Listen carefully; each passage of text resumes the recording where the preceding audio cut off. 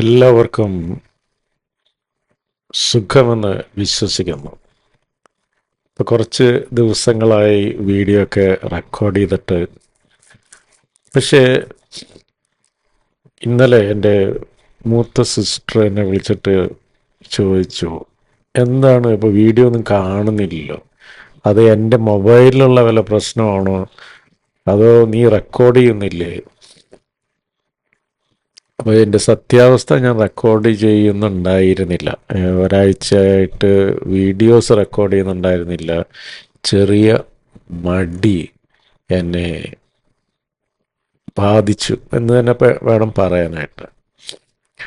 അപ്പോൾ എന്തുകൊണ്ട് ഈ വീഡിയോകൾ ബാക്കിയുള്ളവരുടെ വീഡിയോകളിൽ നിന്ന് വ്യത്യസ്തമാകുന്നു എന്നുള്ളതിനുള്ള ഉത്തരവും അവിടെ കിടക്കുന്നു.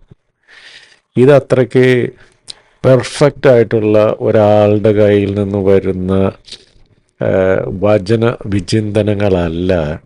ഒരു സാധാരണ മനുഷ്യൻ, എല്ലാവിധ വൾണറബിലിറ്റീസുമുള്ള ഒരു സാധാരണ മനുഷ്യനിൽ നിന്ന് വരുന്ന വചന വിചിന്തനങ്ങളാണ് ഇവ. രണ്ട് കാര്യങ്ങളാണ് ഈ വചന വിചിന്തനത്തിലൂടെ എനിക്ക് ലഭിക്കുന്നത്.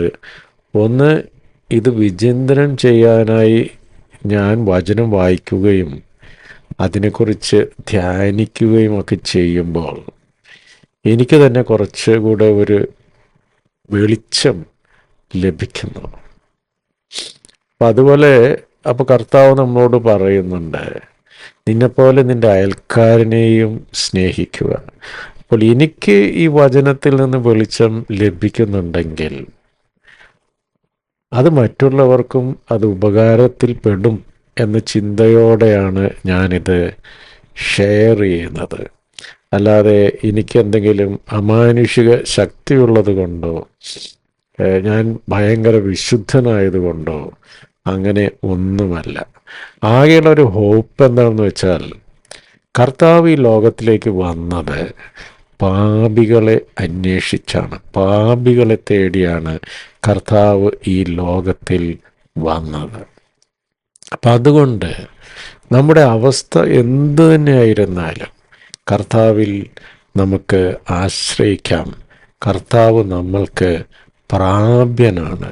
നമ്മൾ വിളിച്ചാൽ വിളി കേൾക്കുന്നവനാണ് നമ്മുടെ കർത്താവ്. ഇന്നത്തെ ലോകത്തിൽ നമുക്ക് എവിടെ നിന്നാണ് ശാന്തി കിട്ടുക? യുദ്ധങ്ങളുടെയും ചതിയും വഞ്ചനയും അക്രമങ്ങളും പള്ളിക്കകത്തു പോലുമുള്ള രാഷ്ട്രീയ കളികളും എല്ലാം കൊണ്ട് നമ്മൾ ഒരു സാധാരണ മനുഷ്യർ പൊറുതിമുട്ടിയാണ് ജീവിക്കുന്നത്. അപ്പോൾ നമ്മൾ കണ്ണുകൾ ഉയർത്തുക തന്നെ വേണം. നമ്മുടെ രക്ഷ ആകാശത്തിൽ നിന്ന് വരുന്നു.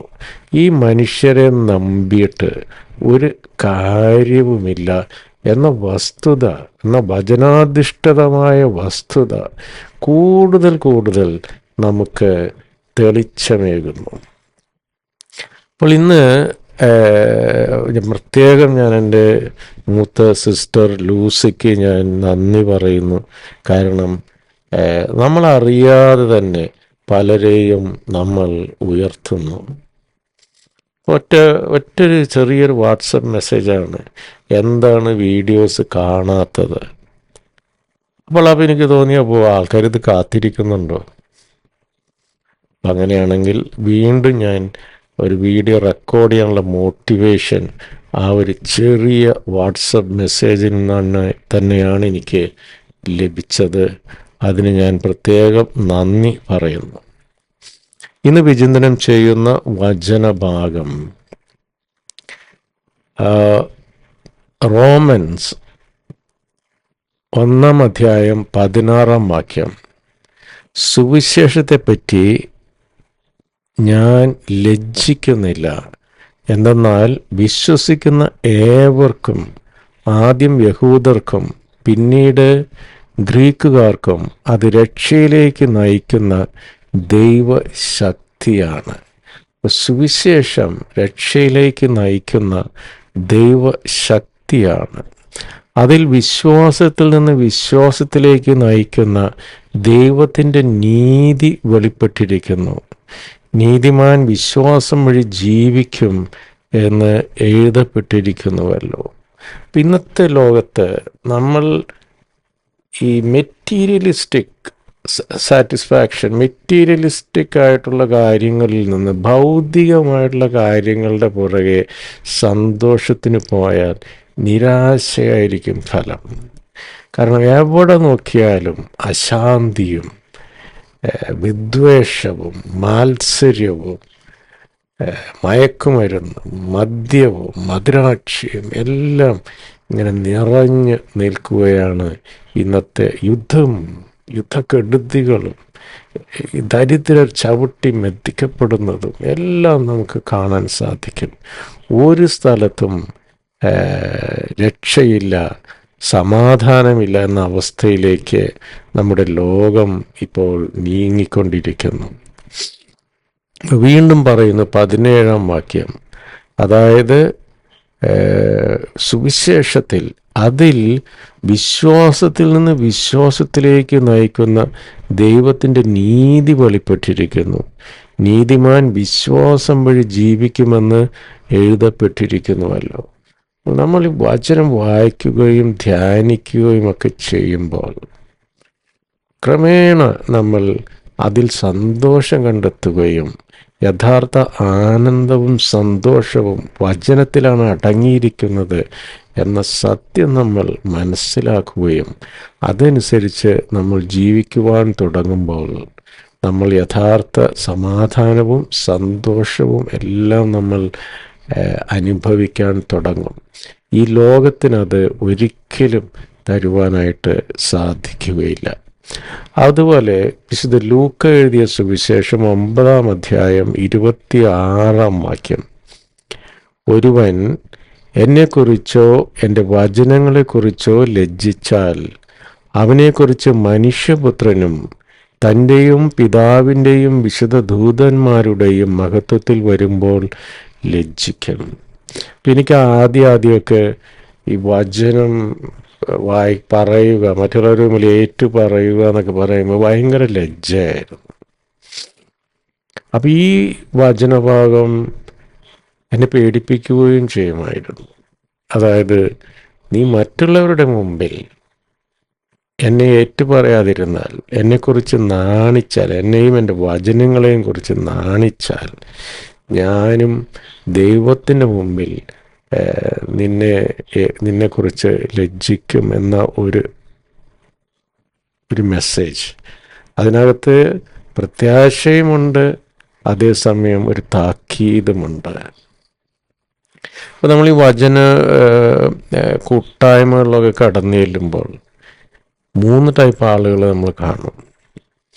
ഒരു ടൈപ്പ് വചനം ഇങ്ങനെ കൺസ്യൂം ചെയ്ത് വായിക്കുകയും വ്യാഖ്യാനിക്കുകയും ഭയങ്കര പണ്ഡിതരാണ്. They are just consumers of the word of God. അതനുസരിച്ച് ജീവിക്കുകയോ പ്രവർത്തിക്കുകയോ അത് ഷെയർ ചെയ്യുകയോ ഒന്നും അവർ ചെയ്യുന്നില്ല. അവർ ഇങ്ങനെ വിജ്ഞാനം സമ്പാദിച്ചുകൊണ്ടേയിരിക്കും. അപ്പോൾ ദേ ആർ ജസ്റ്റ് കൺസ്യൂമേഴ്സ്. പിന്നൊരു കാറ്റഗറി ഉള്ളത്, ഈ വചനം പഠിക്കുകയോ ധ്യാനിക്കുകയോ ഒന്നും ചെയ്യാതെ ഇതിനെക്കുറിച്ചൊക്കെ വെറുതെ ഇങ്ങനെ സംസാരിച്ചുകൊണ്ടിരിക്കും. അതായത് ധ്യാനമില്ല, വചനം ധ്യാനിക്കുന്നില്ല, വചനാധിഷ്ഠിതമായ ജീവിതം നയിക്കുന്നില്ല, പക്ഷേ അതിനെക്കുറിച്ചൊക്കെ പ്രഘോഷിച്ചുകൊണ്ടൊക്കെ ഇരിക്കും. That is also dangerous.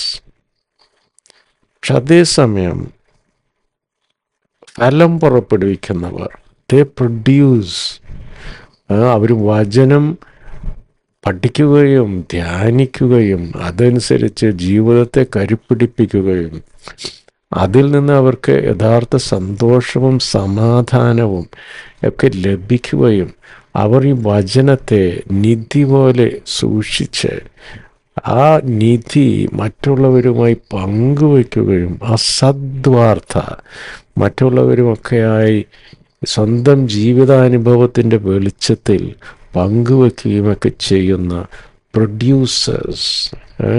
അവർ മറ്റുള്ളവരിൽ വിശുദ്ധി അവർ പ്രൊഡ്യൂസ് ചെയ്യും. അപ്പോൾ അങ്ങനെയുള്ളവരെ ദൈവം സഹായിക്കും. അങ്ങനെയുള്ളവരെയാണ് ഇന്നത്തെ ലോകത്തിന് ആവശ്യം. എവിടെയും വൈരാഗ്യവും താൻ പ്രമാദിത്വവും അഹംഭാവവും മാത്സര്യവും കുതികാലി വട്ടലും പൈസയ്ക്ക് വേണ്ടി എന്തും ചെയ്യും എന്നുള്ള അവസ്ഥയും മദ്യവും മദരാക്ഷിയും എല്ലാം കൊടികൊത്തി വാഴുന്ന ഈ ലോകത്തിൽ മനുഷ്യർക്ക് വചനം ലഭിക്കാതെ അലയുന്ന ഈ ലോകത്തിൽ, വചനം എല്ലായിടത്തും ഉണ്ട് കേട്ടോ. പിന്നെ ഞാൻ ഒരു പ്രഭാഷണം കണ്ടത്, യൂട്യൂബിൽ കേട്ടത്, നിങ്ങൾ ഒന്നിനെക്കുറിച്ചും ആകുലരാകേണ്ട. പക്ഷെ ആ വചന പ്രഘോഷകൻ ഭയങ്കര ആകുലനായിട്ടാണ് ഇത് പറയുന്നത്. അപ്പോൾ നമുക്ക് ഒരു സ്ഥലത്ത് നിന്നും വചനം ശരിയായി ലഭിക്കുന്നില്ല. അതിന് ഒരു ഭയങ്കര ഷോർട്ടേജാണ്. അപ്പോൾ ആദ്യം നമ്മൾ ആ വചനത്തിൻ്റെ മാധുര്യവും ഇന്നത്തെ കാലത്തെ അതിൻ്റെ റിലവൻസും ഒക്കെ നമ്മൾ തന്നെ മനസ്സിലാക്കുകയും അതനുസരിച്ച് ജീവിക്കുകയും ആ ജീവിതാനുഭവങ്ങൾ മറ്റുള്ളവരുമായി പങ്കുവയ്ക്കുകയും ചെയ്യുമ്പോഴാണ് നമ്മൾ യഥാർത്ഥ ക്രിസ്തു അനുയായികളായി മാറുന്നത്. ഈ ഒരു തുറവിക്കായി, ഈ ഒരു വെളിച്ചത്തിനായി നമുക്ക് കർത്താവിനോട് യാചിക്കാം. അബ പിതാവേ, ഞങ്ങളുടെ വിശ്വാസത്തെ വർദ്ധിപ്പിക്കണമേ. വചനത്തിലുള്ള ഞങ്ങളുടെ ആശ്രയത്വത്തെ വർദ്ധിപ്പിക്കണമേ. സ്വന്തം ബുദ്ധിയിൽ മാത്രം വിശ്വസിച്ചുകൊണ്ട് ഈ ജീവിതത്തെ നേരിടുവാൻ ശ്രമിക്കാതെ അങ്ങയുടെ വചനത്തിലൂടെ, അങ്ങയുടെ വചനമാകുന്ന പരിച ധരിച്ചുകൊണ്ട് ഈ ലോകത്തെ അഭിമുഖീകരിക്കുവാനുള്ള ധൈര്യവും ദൃഢനിശ്ചയതയും കൃപയും എല്ലാം ഞങ്ങൾക്ക് നൽകി ഞങ്ങളെ അനുഗ്രഹിക്കണമേ. ഈ കലുഷിതമായ ഈ ലോകത്തിലും വചനാധിഷ്ഠിതമായി ജീവിച്ചുകൊണ്ട് യഥാർത്ഥ സന്തോഷവും സമാധാനവും അനുഭവിക്കാൻ ഞങ്ങൾക്ക് കൃപ നൽകണമേ. ഞങ്ങൾ വേറെ ആരുടെ അടുത്തേക്കാണ് പോവുക കർത്താവേ? അങ്ങ് തലചായ്ച്ച് ഞങ്ങളുടെ പ്രാർത്ഥന കേൾക്കണമേ. ഞങ്ങളെ അനുഗ്രഹിക്കണമേ. ആമേൻ. യേശുവേ നന്ദി, യേശുവേ സ്തുതി, യേശുവേ സ്തോത്രം. ഹല്ലേലൂയ, ഹല്ലേലൂയ, ഹല്ലേലൂയ. Praise you, adore you, worship you Jesus Christ. ഹല്ലേലൂയ. നിങ്ങളും എനിക്ക് വേണ്ടി പ്രത്യേകം പ്രാർത്ഥിക്കുമല്ലോ. ആമേൻ.